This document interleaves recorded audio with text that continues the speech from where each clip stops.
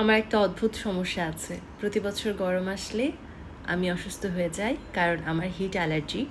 আর এখন যেই গরম, অবশ্য এখন তোমরা বলবে এখনকার গরম কোনো গরমই না, সামনে আরও অনেক গরম বাকি, আরও অনেক গরমের দিন সামনে অপেক্ষা করছে। আসলে গত মনে হয় ৩-৪ সপ্তাহ ধরে আমার একেবারে অবস্থা খারাপ।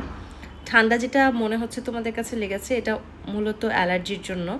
আমার ২ চোখ ফুলে থাকে সবসময়, এখন তো ফোলা ভাবটা একটু কম মনে হচ্ছে। চোখে তো ড্রপ দিতে হচ্ছে, চোখে বিভিন্ন ধরনের অয়েনমেন্ট দিতে হচ্ছে, মেডিসিন নিতে হচ্ছে। অবস্থা একেবারে বাজে। তোমাদেরও কি হিটের প্রবলেম হয়? তোমাদেরও কি হিট অ্যালার্জি আছে? আগে না আমার এই ধরনের কোনো অ্যালার্জি ছিল না, গত ৩-৪ বছর ধরে আমি এটা ফেস করছি। শুধু আমি না, আমার চারপাশে অনেকেই আমি এখন শুনি যে তাদের হিট অ্যালার্জি। তারা সানের সাথে মানে সানের সামনে যেতে পারে না, সান এক্সপোজার তারা করতে পারে না, তারা রান্নাঘরে যেতে পারে না, অতিরিক্ত গরমে তাদের সমস্যা হয়। এটা কি নতুন কোনো রোগ, না আগেও ছিল, নাকি আগে আমি জানতাম না, না এখন এই রোগের পরিমাণটা বেড়ে যাচ্ছে?